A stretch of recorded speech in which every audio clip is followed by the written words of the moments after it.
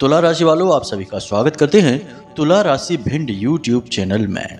बंधुओं, यह एक चीज पानी को अमृत में बदल देती है।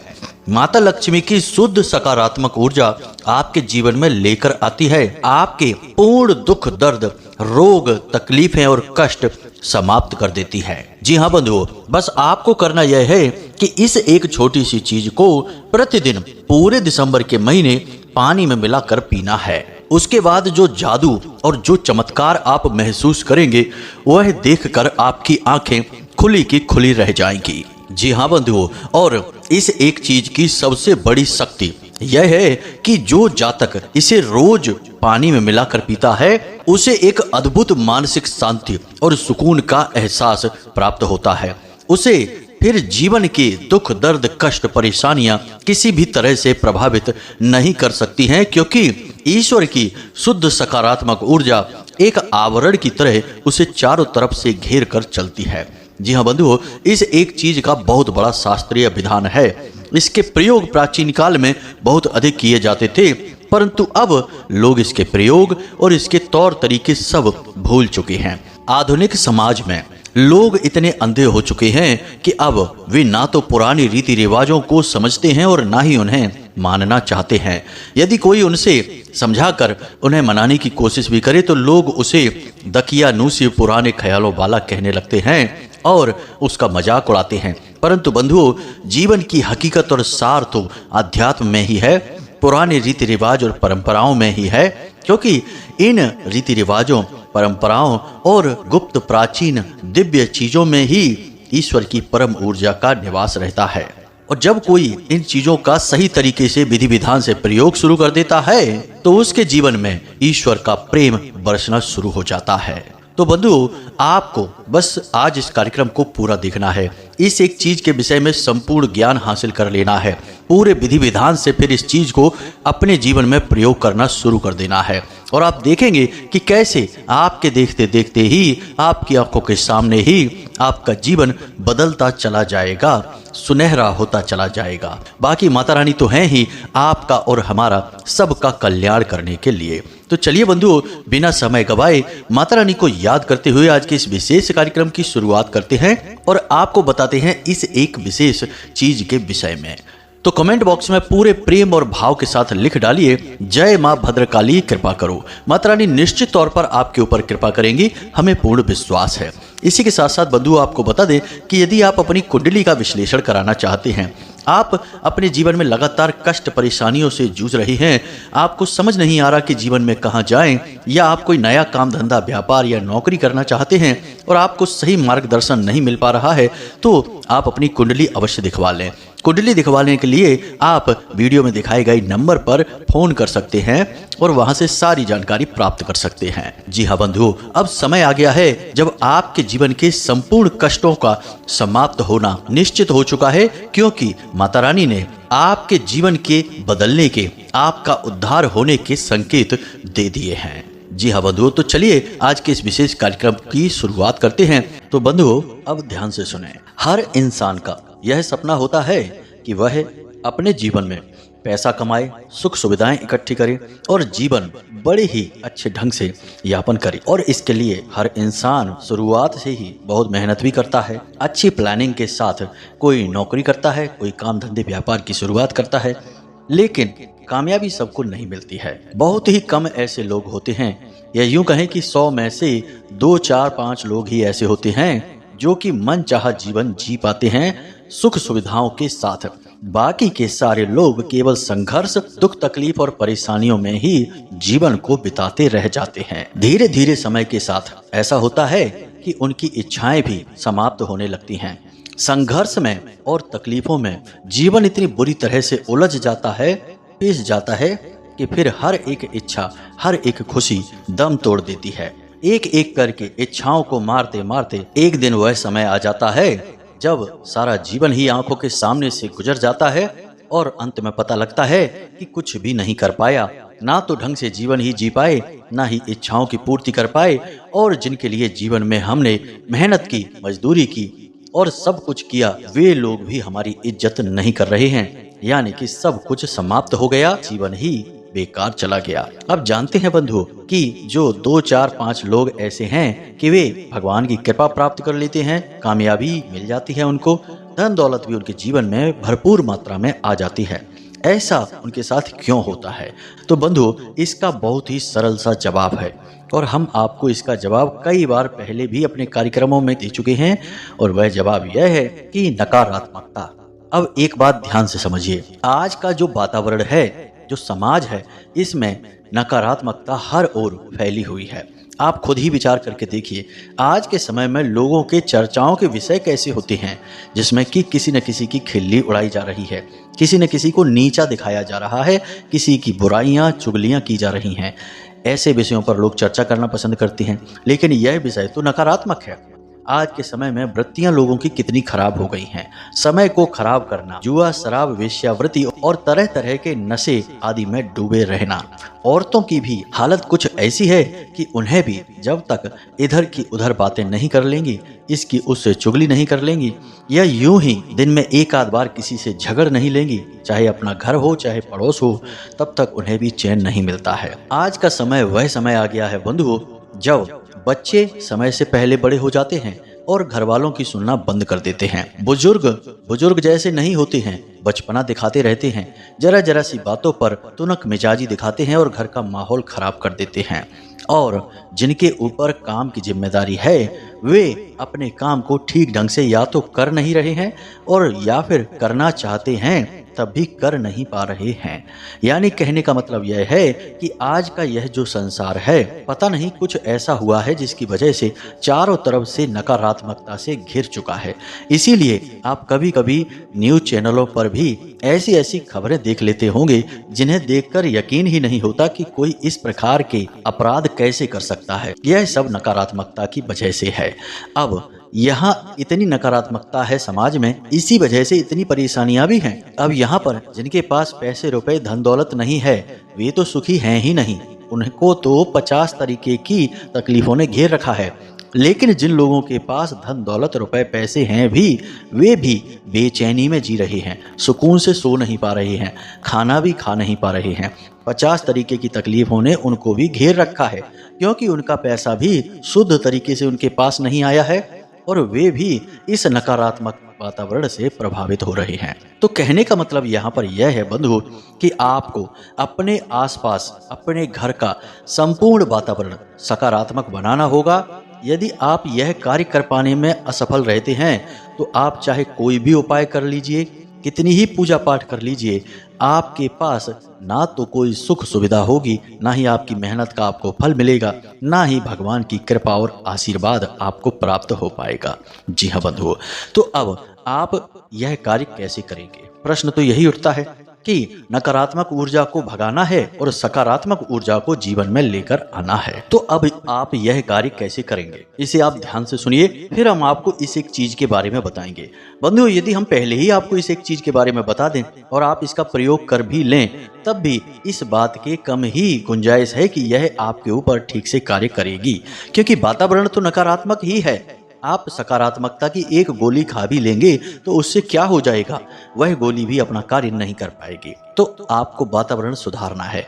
अब वातावरण सुधारने के लिए हमारे शास्त्रों में 3 विधियां हैं, तीनों को अपनाना पड़ता है। पहली है नियम, दूसरा है संयम और तीसरा है संस्कार। यानी कि ये तीनों चीज हमारे जीवन में शामिल होनी ही चाहिए। अब जरा पुराने जमाने में विचार करके देखिए, लोग कैसे रहा करते थे। उनके घर में और जीवन में चाहे भले ही धन संपत्ति कम हो, जो कि अक्सर हुआ ही करती थी। जरा अपना बचपन याद करके देखिए, जिनकी उम्र ज्यादा है, 25-30 साल पुरानी उम्र को याद करके देखिए।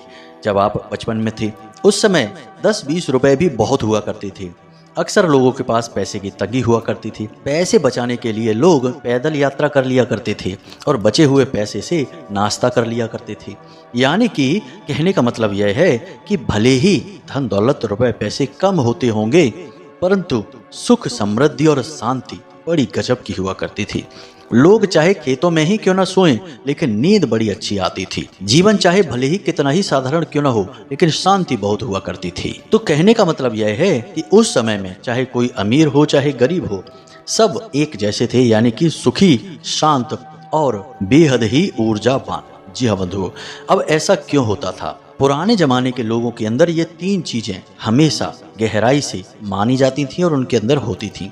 जैसे कि नियम, तो पुराने समय में लोगों को समय से कार्य करने की आदत हुआ करती थी। सोने का समय का नियम होता था, जागने का नियम होता था, खाने पीने का हर बात का नियम होता था जो फिक्स रहता था। उसी प्रकार संयम, यानी अपनी इंद्रियों पर भी संयम हुआ करता था। जब जिस चीज का मन किया तब वो नहीं करना है, यानी कि नियंत्रण, सेल्फ कंट्रोल। उसके बाद संस्कार, और संस्कारों की तो हम बताएं ही क्या कि पुराने जमाने में कितने संस्कारी लोग हुआ करते थे। हर एक का सम्मान करना, बड़ों के सामने बड़ी ही सभ्यता के साथ बात करना, और बड़ों के अंदर भी संस्कार होते थे कि छोटे बच्चों के सामने क्या कहना है क्या नहीं कहना है। कोई गलत बात यदि कहनी है, किसी को कुछ अनाप शनाप ही कहना है और आसपास कोई बच्चे हैं तो उन्हें भगा दिया जाता था, बच्चों भागो यहाँ से। और जब बच्चे चले गए उसके बाद बात करनी है। तो बड़ों के भी संस्कार, छोटों के भी संस्कार। इसी वजह से शांति थी, सुकून था और वातावरण भी सकारात्मक था। एक इंसान को तकलीफ होती थी तो 10 हाथ आगे बढ़ते थे उसकी मदद करने के लिए।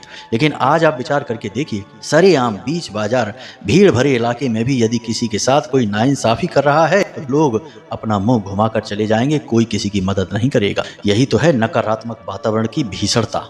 अब आपको अपने जीवन में क्या करना है? इन 3 चीजों को अपने जीवन में लेकर आना है। नियम बनाइए। आप यूं ही जीवन को बस बिताइए मत, जीवन को जियो। हर चीज का नियम बनाइए। मान लिया कि आप रात्रि में रात तक जागते हैं, कुछ कारण होगा, कुछ काम होगा। सभी के पास तो नहीं होगा, लेकिन कुछ लोगों के पास ऐसा काम होगा जो रात्रि में ज्यादा देर तक होता होगा। तो आप रात्रि में देर तक जागिए, सुबह भी देर तक थोड़ा सो लीजिए, कोई समस्या नहीं है। रात्रि को 12 बजे तक 1 बजे तक जागे हैं तो सुबह 7 बजे तक जाग जाइए या फिर 8 बजे तक जाग जाइए। अब यह नहीं है कि दिन में भी 12 बजे तक सो रहे हैं। कोशिश आप यह करिए कि सूर्यास्त होने से पहले भोजन करिए, रात्रि को 9 या 10 बजे के बीच सोइए और सुबह 4 बजे जाग जाइए। यही सर्वोत्तम दिनचर्या है। इसी के अनुसार नियम का पालन होता है। अन्य चीजों के लिए भी अपने नियम बनाइए, जैसे कि समय से पूजा पाठ करना, समय से व्यायाम करना, समय से मंदिर जाना, समय से सभी कार्यों को व्यवस्थित करना, यानी हर एक कार्य को समय से करना। यही है नियम। उसके बाद संयम। संयम मतलब कि अपनी इंद्रियों पर नियंत्रण करने की कोशिश करिए। यूं ही कुछ मत खाइए, यूं ही किसी के साथ गप्पे मत हाँकिए, यूं ही किसी भी बात को मत कह दीजिए, यूं ही कुछ भी मत करने लगो। यह सब इंद्रियों के भोग हैं और इनसे आपके संस्कार क्षीण होते हैं, कमजोर होते हैं। तो अपने संस्कारों को मजबूत बनाने के लिए आपको अपनी इंद्रियों पर भी नियंत्रण बनाना पड़ेगा। जब आप अपनी इंद्रियों पर नियंत्रण बना लेंगे तो फिर अपने संस्कारों को याद करिए। हमारी हिंदुस्तानी परंपरा, हमारे रीति रिवाज, बड़ों के लिए सम्मान, छोटों के लिए प्रेम, पूजा पाठ, भगवान के लिए सम्मान, धर्म के लिए प्रेम, ईश्वर के लिए जिनकी हम पूजा करते हैं, भूल से भी उनके लिए ना तो कभी कुछ गलत सुने ना ही कुछ गलत बोलें। इन सब बातों को आप मानिए। आप यकीन करिए कि आप इस आचरण को करके देखिए, आप कुछ ही दिनों में अपने जीवन में परिवर्तन महसूस करने लगेंगे, क्योंकि सकारात्मक ऊर्जा की धारा फूट पड़ेगी आपके जीवन में। जी हाँ बंधुओं, ये केवल बातें नहीं हैं, ये जीवन को बदलने के महत्वपूर्ण कदम हैं। जी हाँ बंधुओं, यकीन मानिए, जीवन कोई खेल नहीं है, ये मजाक नहीं है।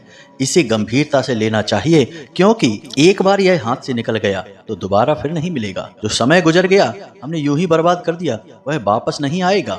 अगर आ सकता तो दुनिया में लोग कितने हैं जो अपने समय को वापस मंगा लेते, पुनः जवान हो जाते। बूढ़ा कौन होना चाहता।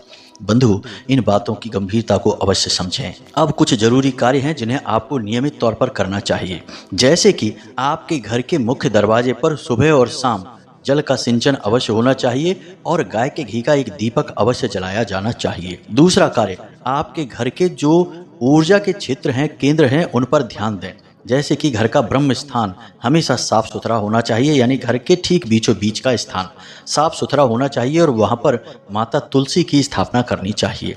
अब यदि वह कोई कमरा पड़ जाता है तो कोई बात नहीं, तब भी उस कमरे को हो सकता है खाली रखें, आप जितना रख सकते हैं, और साफ सुथरा रखें।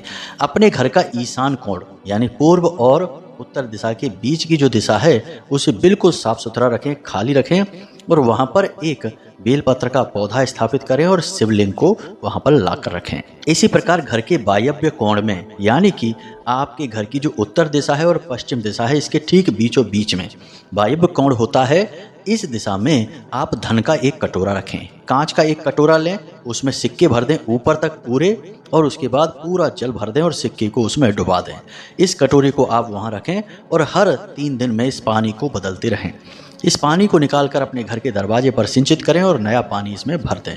इसे धन का कटोरा कहते हैं। इससे माता लक्ष्मी प्रसन्न होती हैं और पैसा चुंबक की तरह खिंचकर आपके जीवन में आएगा। इसी के साथ साथ बंधुओं, आप अपने घर के हर एक कोने में एक एक लौंग का जोड़ा रखें, यानी 4 कोनों में 4 जोड़े हो गए। अब हर 3 दिन में आप इन जोड़ों को इकट्ठा करें और अपने घर के दरवाजे के बाहर थोड़ा सा कपूर लें किसी कटोरी में या प्लेट में और उसके ऊपर इन लौंगों को रखकर जला दें। इससे आपके घर की संपूर्ण नकारात्मकता बाहर निकल जाएगी। साथ ही साथ अपने घर में जो पानी होता है पोंछा लगाने वाला, उस पानी में थोड़ा सा नमक अवश्य मिलवा दें, समुद्री नमक मिलवाएं। आप जिस पानी से स्नान करते हैं उस पानी में भी थोड़ा सा समुद्री नमक और थोड़ी सी चुटकी भर जरा सी हल्दी अवश्य डालें। इससे आपके ऊपर की नकारात्मकता, आपके घर का नकारात्मक वातावरण सब समाप्त हो जाएगा। और एक बात बंधु, हफ्ते में एक बार जिन भी देवी देवता में आपकी आस्था है उनके नाम से, उनके किसी विशेष मंत्र से एक हवन अवश्य कर दिया करें। हवन इतना शक्तिशाली होता है कि इसे सीधे देवता ग्रहण कर लेते हैं। हर एक आहुति देवताओं के लिए होती है और देवता अत्यंत कृपा करते हैं जिस घर में हवन होता है। तो हफ्ते का एक दिन आप रखिए जिस दिन आप हवन करिए। मान लीजिए माता भद्रकाली में आपकी आस्था है तो माता रानी के नाम से हवन करिए, शनिवार के दिन करिए रात्रि में। अब आप इस हवन को करेंगे, इससे आपका घर पूर्ण रूप से शुद्ध सात्विक हो जाएगा, आपके जीवन में भी सकारात्मकता आ जाएगी। इन कार्यों को जब आप करेंगे और हमने जो आपको 3 बताए नियम उनको भी मानेंगे तो फिर आप तैयार हो चुके हैं। अब आप जिस काम को करेंगे उसमें सफलता मिलेगी, हर मेहनत का पूरा फल मिलेगा और दुनिया की कोई भी ताकत, बुरी से बुरी ताकत आपका बाल भी बांका नहीं कर पाएगी। अब हम आपको बताने जा रहे हैं उस एक चीज के बारे में जिसे आपको जल में पानी में मिलाकर पीना है। कैसे पीना है, कब पीना है, सारी बातें बताएंगे और एक क्रिया है जिसे करना है। फिर आप उसके चमत्कार खुद महसूस करेंगे और हमें कमेंट करके अवश्य बताना कि आपको इसका क्या लाभ हुआ। तो बंधुओं अब ध्यान से सुनिए। बंधुओं, जब आप सुबह सोकर जागते हैं उस समय यह क्रिया आपको करनी है। सुबह के समय आप एक लोटा, एक कोई बड़ा बर्तन पानी का, इतना पानी उसमें डालें जितना आप एक बार में पी सकते हैं। सुबह के समय तो लगभग सभी लोग अधिक से अधिक पानी पीते हैं। इससे शरीर भी शुद्ध होता है और बीमारियों का भी नाश होता है। तो अगर आप इस नियम को नहीं मानते हैं तो आज से चालू कर दीजिए कि आप जब सोकर जागे तो एक बड़ा बर्तन भर के पानी पूरा पिएंगे, खाली पेट, बिना कुल्ला किए, बिना कुछ भी किए, सीधे बस आप उस पानी को पिएंगे। अब आपको उसी पानी में इस चीज को मिलाना है। तो इसे ध्यान से सुनिए, क्या है यह चीज। इसके लिए आपको क्या करना है कि एक दिन पहले रात्रि में अपने पूजा घर में जाना है स्नान आदि करने के बाद, और माता लक्ष्मी या भगवान श्री हरि विष्णु की जो साथ में उनकी फोटो है या अलग फोटो है, उस फोटो के नीचे आपको तुलसी की एक पत्ती रखनी है और उस पत्ती पर आपको थोड़ी सी केसर या फिर हल्दी लगा देनी है। अब यह क्रिया आप कैसे करेंगे इसे आप ध्यान से सुनिए। स्नान आदि करने के बाद आप अपने पूजा घर में तुलसी माता से एक पत्ती लेकर गए हैं। याद रखना कि तुलसी माता से पत्ती आपको सूर्यास्त के बाद नहीं तोड़नी है, सूर्यास्त से पहले तोड़नी है। और पत्ती हम यूं ही नहीं ले सकते, इसका भी संस्कार है। तो माता को एक सिक्का अर्पित करेंगे, चाहे वह 2 रुपए, 5 रुपए, 10 रुपए, चलने वाला सिक्का होना चाहिए, खोटा नहीं। तो आप माता को एक सिक्का अर्पित करेंगे और उनसे निवेदन करेंगे कि माता रानी, हम इस कार्य के लिए आपसे एक पत्ती लेना चाहते हैं और हम चाहते हैं कि आप अपनी कृपा इस पत्ती के साथ हमें दें और हमारा कार्य सिद्ध होने में हमारी मदद करें।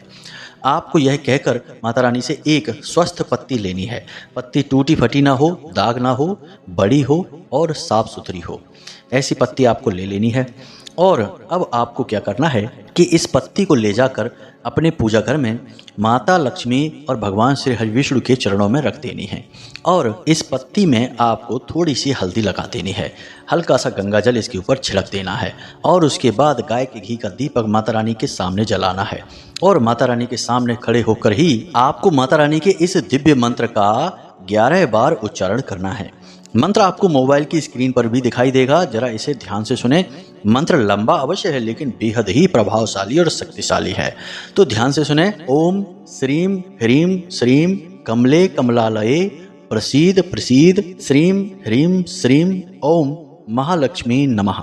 मंत्र एक बार फिर से ध्यान से सुनिए। ओम श्रीम ह्रीम श्रीम कमले कमलालये प्रसीद प्रसीद श्रीम ह्रीम श्रीम ओम महालक्ष्मी नमः। इस मंत्र का आपको कम से कम 21 बार जाप करना है। अब गिनने की आवश्यकता नहीं है, बस यूं ही आप बोलते रहिए, अंदाजा लगा लीजिए।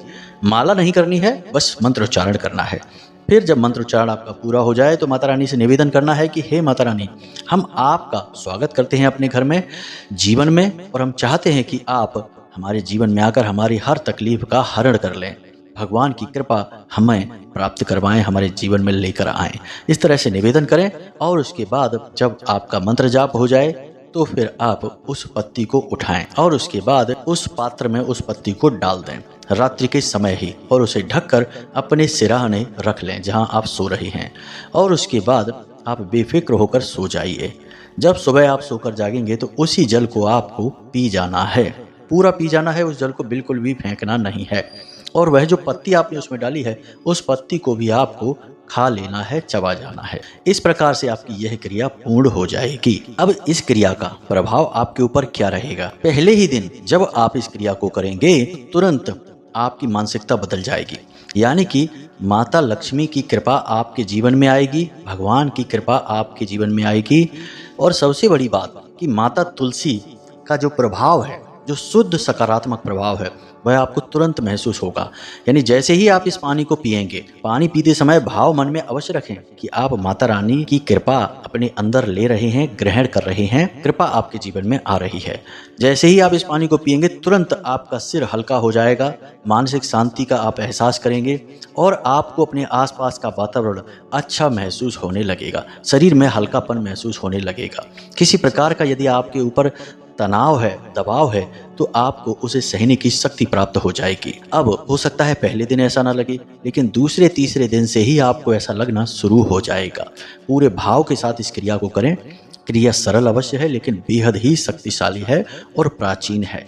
पुराने जमाने में इसे बहुत किया करते थे लोग। यहाँ तक कि इस क्रिया का प्रयोग तो जल के पात्रों में भी किया जाता था। यानी जिस पात्र से पूरा घर पानी पीता है, उस घड़ी में, उस पात्र में तुलसी की पत्ती को डाल दिया जाता था, हल्दी या केसर लगाकर।